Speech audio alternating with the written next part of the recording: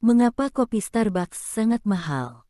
Pernahkah Anda bertanya-tanya mengapa kopi Starbucks seringkali jauh lebih mahal daripada kopi biasa? Namun jutaan orang masih membelinya setiap hari. Alasannya sederhana. Starbucks tidak hanya menjual kopi. Mereka menjual sebuah pengalaman. Saat Anda memasuki gerai Starbucks, Anda akan memperhatikan pencahayaan yang nyaman, musik yang menenangkan, dan tempat duduk yang nyaman. Semuanya dirancang agar orang merasa nyaman tinggal di sana dalam waktu lama.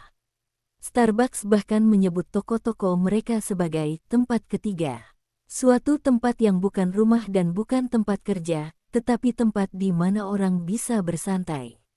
Banyak pelanggan datang ke sana untuk bertemu teman, belajar, atau mengerjakan pekerjaan di laptop mereka. Oleh karena itu, pelanggan tidak hanya membayar untuk kopi. Mereka membayar untuk suasana dan gaya hidup yang terkait dengan merek tersebut. Itulah mengapa Starbucks bisa mematok harga lebih tinggi daripada kebanyakan kedai kopi lainnya.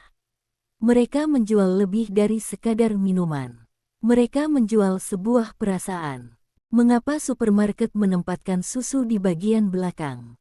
Pernahkah Anda pergi ke supermarket hanya untuk membeli satu barang, tetapi akhirnya pulang dengan keranjang belanja penuh? Ini bukan suatu kecelakaan. Supermarket dirancang dengan cermat untuk memengaruhi cara orang berbelanja. Salah satu strategi yang paling umum adalah menempatkan barang-barang penting seperti susu, telur, dan roti di bagian paling belakang toko. Alasannya sederhana. Untuk mencapai produk-produk tersebut, pelanggan harus berjalan melewati banyak lorong yang dipenuhi dengan barang-barang lain. Saat pembeli melewati tempat penjualan makanan ringan, minuman, dan produk promosi, mereka seringkali mengambil barang-barang yang awalnya tidak mereka rencanakan untuk dibeli. Perilaku ini dikenal sebagai pembelian impulsif. Studi menunjukkan bahwa semakin lama orang berada di sebuah toko, semakin besar kemungkinan mereka melakukan pembelian tambahan. Jadi, lain kali Anda masuk ke supermarket hanya untuk membeli satu barang, ingatlah. Toko itu dirancang untuk membuat Anda membeli lebih banyak. Mengapa toko IKEA terasa seperti labirin? Jika Anda pernah mengunjungi toko IKEA, Anda mungkin memperhatikan sesuatu yang tidak biasa. Tata letaknya terasa seperti labirin. Pelanggan mengikuti jalan panjang yang membawa mereka melewati hampir setiap bagian toko. Namun, desain ini sepenuhnya disengaja.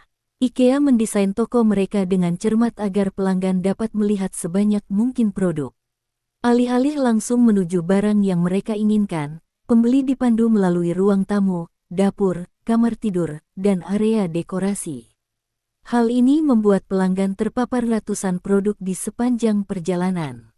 Dan semakin banyak produk yang dilihat orang, semakin besar kemungkinan mereka membeli sesuatu yang awalnya tidak mereka rencanakan untuk dibeli. Strategi ini dikenal sebagai tata letak toko terpandu. Hal ini mendorong pelanggan untuk menjelajahi toko sekaligus meningkatkan pembelian impulsif. Jadi, lain kali jika Anda merasa toko IKEA seperti labirin, itu karena memang dirancang seperti itu dengan sengaja.